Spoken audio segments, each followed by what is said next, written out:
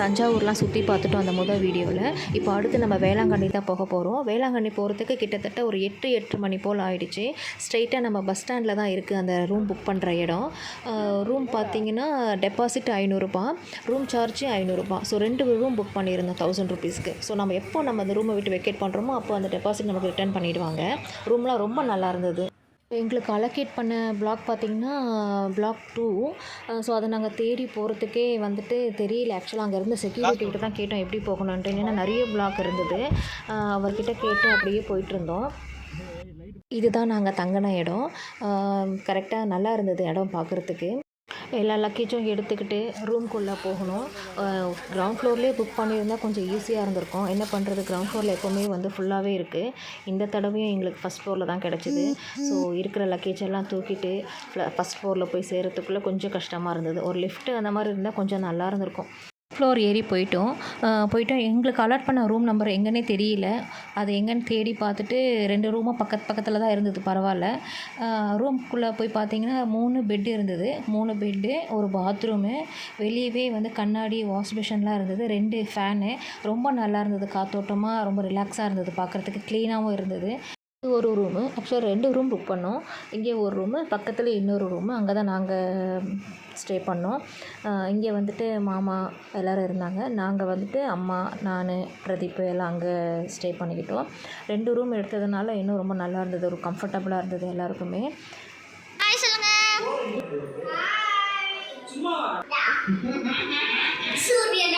எல்லாருமே வெளியில் போய் சாப்பிட்டு வந்துட்டாங்க. நானும் அம்மாவை தான் போக முடியல, ரொம்ப டயர்டாக இருக்குது, நீங்களே போயிட்டு வந்துடுங்கன்னு சொல்லிட்டோம். எனக்கும் அம்மாவுக்கும் இட்லி வாங்கிட்டு வந்துட்டாங்க. பார்த்திங்கன்னா ஒரு நல்லாவே இல்லை. அது ஆக்சுவலாக வாயில் வைக்கவே முடியல. என்ன பண்ணுறது, வந்த இடத்துல சாப்பிட்டு தானே ஆகணும்னு சொல்லிட்டு லைட்டாக சும்மா பசிக்கு சாப்பிட்டுட்டோம். சாப்பிட்டு படுத்தாச்சு. எப்போ விடிஞ்சதுன்னே தெரியல. டயர்டில் படுத்தது தான் தெரியும். மார்னிங் எல்லோரும் நாகப்பட்டினம் ஒரு ஹார்பர் பார்க்கலாம், அப்படியே மீன் வாங்கிட்டு வரலான்னு சொல்லிட்டு எல்லாம் ரெடி ஆகிட்டாங்க. வெளியில் வந்துட்டு எல்லோரும் ஒரு டீ, காஃபி, சூடாக காஃபி குடிச்சிட்டு செக்யூரிட்டிக்கும் ஒன்று வாங்கி கொடுத்துட்டு அப்படியே நாங்கள் எல்லாம் நாகப்பட்டினம் ஹார்பர் போய் பார்க்கலான்னு சொல்லி கிளம்பிட்டோம். இப்போ அங்கே தான் போயிட்டுருக்கோம். இப்போ நாகப்பட்டினம் ஹார்பருக்கு வந்துட்டோம். பார்த்திங்கன்னா பெரிய ஒரு மீன் மார்க்கெட் இது. எல்லாமே வந்துட்டு மீன், நண்டு, எறா, பெரிய பெரிய மீனுங்களாம் இருந்தது. எடைக்கணக்கு எடையில் போட்டு அந்த மாதிரிலாம் விற்கல. ஆக்சுவலாக ஒரு சின்ன அன்னக்கூடையில் வச்சுருக்காங்க. கூட ரேட்டு தான் அது. கூட 350 ரூபா 450 ரூபான்றாங்க. அது ரேட்டு பார்த்து பேசி நம்ம வாங்கிட்டு வரணும். 400 வியாபாரத்துக்கு போகிறவங்களும் 500 ரூபா கேட்டாங்க. எப்படிமா இதை கொடுக்குற 300 ரூபாய்க்கு இதை 400 ரூபாய்க்கு எடுத்துருக்கோம்.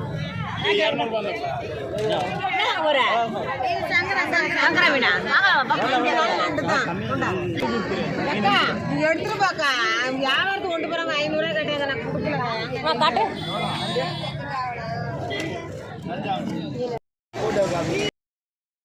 ஆக்சுவலாக வஞ்சரம் எல்லாமே 1600 ரூபா 800 ரூபான்னு இருக்குது. முதல்ல நம்ம வந்துட்டு எல்லாம் சுற்றி பார்த்துடணும். ஃபுல்லாக மார்க்கெட் ஃபுல்லாக பார்த்துட்டு அதுக்கப்புறம் வாங்கணும். அப்போ தான் வந்து பெரிய ஏரியா, பெரிய மீன் எல்லாம் அந்த சைடு இருந்தது. நாங்கள் இங்கே ஃப்ரெண்ட்லேயே வாங்கிட்டோம். வஞ்சிரம் 1200 ரூபா 4 மீன். எப்போ கிலோ 850 ரூபா, 1600 ரூபா, 850 ரூபா கிலோ.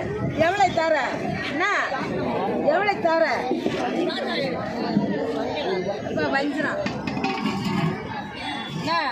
என்ன வஞ்சிரம் கிலோ 850 ரூபாமா. எம்மா எம்மா இங்கே 1300 ரூபா பண்ணியா 1000 ரூபா பண்ண. இங்கே வந்துட்டு சில மீன்லாம் வந்து காக்காக்கு அப்படி விட்டுட்டு இருந்தாங்க. ஒரு காக்காவும் குண்டு குண்டாக இருக்குங்க. அதால் பறக்கக்கூட முடியல. ஒரு காக்கா ஃபுல்லாக ஒரு மீனை சாப்பிட்டுட்டு அதால் பறக்க முடியாமல் ரொம்ப கஷ்டப்பட்டு குதிச்சு போயிட்டு இருந்தது.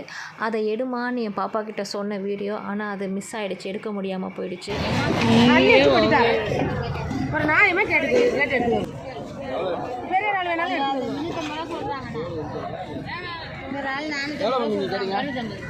அவங்க கேட்குற விலையை பாருங்க.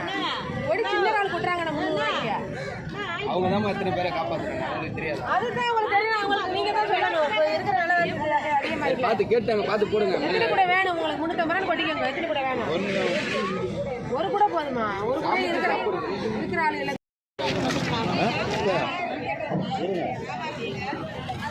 நமக்காண்டு வைக்கிற மாட்டேன். போடுங்க அவங்க ஆசைப்படுற அளவுக்கு. இவ்வளோ தூரம் வந்துட்டு நாங்கள் வந்துட்டு நண்டு எறா மீன் எல்லாம் வாங்கிட்டு க்ளீன் பண்ண கொடுத்துட்டோம். ஆக்சுவலாக க்ளீன் பண்ணுற இடத்துல ரொம்ப ரஷ்ஷு, அதனால் அம்மாவும் கூடவே சேர்ந்து க்ளீன் பண்ணதுனால சீக்கிரம் முடிஞ்சிடுச்சு வேலை. நாங்கள் அப்படியே அங்கே போட் இருந்தது, அந்த போட்டெல்லாம் சுற்றி பார்க்கலான்னு சொல்லிட்டு அப்படியே நாங்கள் நைஸாக அந்த பக்கம் போயிட்டோம். பார்த்திங்கன்னா பெரிய போட்டு, அதிலிருந்து தான் வந்து பெட்டி பெட்டியாக மீன் எறா எல்லாம் அப்படியே இறக்குறாங்க. அதை இறக்கி ஒரு இடத்துல அப்படியே கும்பல் கும்பலாக கொட்டி விற்கிறாங்க. பெரிய பெரிய எறா பெரிய பெரிய மீன் எல்லாம் இருந்தது அதில். அதை அப்படியே ஒரு ரவுண்டு பார்த்துட்டு பாப்பாவுக்கு அது பெரிய ஃபிஷ்ஷெல்லாம் பார்த்தோன்னே அந்த அம்மாவுக்கு ரொம்ப ஜாலியாக ஆயிடுச்சு. அதை பார்த்துட்டு ஒரு புது எக்ஸ்பீரியன்ஸாக இருந்தது அந்த அம்மாவுக்கு அது. அப்புறம் அந்த போட்டுக்கிட்ட போயிட்டு பார்த்துட்ருந்தோம். அங்கே இருக்கிறவங்களே வந்துட்டு ஓகே உள்ளே ஏறி பார்க்குறதுனா பாருங்கம்மா அப்படின்னாங்க. சரின்னு சொல்லிட்டு பாப்பாவும் அவங்க டேடியும் உள்ளே போய் பார்த்தாங்க. பார்த்துட்டு இந்த போட்டு ஓட்டுறது, சைடில் நிற்கிறது, அதெல்லாம் உள்ளே போய் சுற்றி ஒரு வீடியோ எடுத்துகிட்டு வந்தாங்க.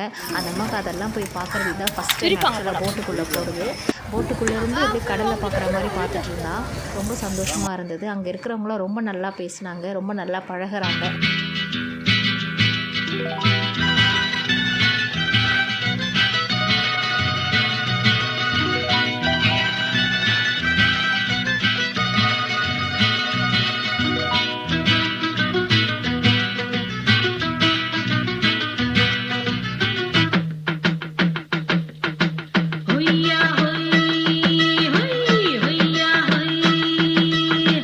ಹೊಯ್ಯಾ ಹೋಯ್ ಹೊಯ್ಯಾ ಹೋಯ್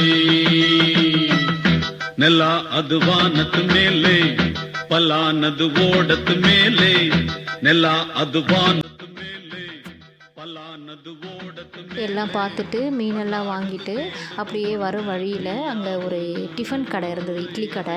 பார்க்குறதுக்கு ரொம்ப நல்லா இருந்தது. குடிசையில் வந்துட்டு இட்லி கடை மாதிரி வச்சுருந்தாங்க.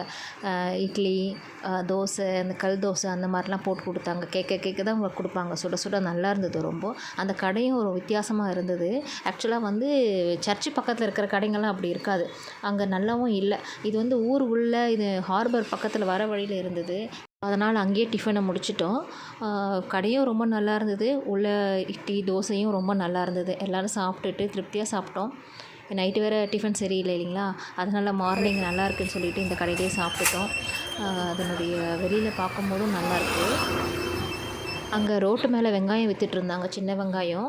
அது நம்ம லஞ்சுக்கு தேவைப்படுமேன்னு சொல்லிவிட்டு அம்மா சமையல் செய்கிறதுக்கு வேணும்னுட்டு சின்ன வெங்காயம் போட்டால் ரொம்ப டேஸ்ட்டு நல்லாயிருக்கும்னுட்டு வாங்கிட்டாங்க. வரும்பொழுதே அது ஒரு வேலை முடிஞ்சிச்சு. வண்டியிலேயே நானும் அம்மாவும் சேர்ந்து உரிச்சினே வந்துட்டோம். இனி நம்ம பார்க்க போகிற வீடியோ வந்து சர்ச்சில் கிச்சன் இருக்குது, அந்த கிச்சன் எப்படி இருக்கும், அங்கே நம்ம சமையல் பண்ணுறது, அங்கேயே சாப்பிட்றது. ஸோ அடுத்தது சர்ச் வீடியோ, பீச்சு அதெல்லாம் வரும். நீங்கள் மறக்காமல் பாருங்கள். இந்த வீடியோ பிடிச்சிருக்கோம் உங்களுக்கு கண்டிப்பாக நினைக்கிறேன். இது நீங்கள் பிடிக்கலன்றது எனக்கு வந்து கமெண்ட்ஸில் சொல்லுங்கள். என்னுடைய வீடியோ அடுத்த வீடியோவும் ஒன்று வரும், கண்டிப்பாக பாருங்கள், சப்ஸ்கிரைப் பண்ணுங்கள். இவ்வளோ நேரம் என்னுடைய வீடியோ தொடர்ந்து பார்த்ததுக்கு ரொம்ப நன்றி. நான் உங்களை அடுத்த வீடியோவில் பார்க்குறேன். பாய்.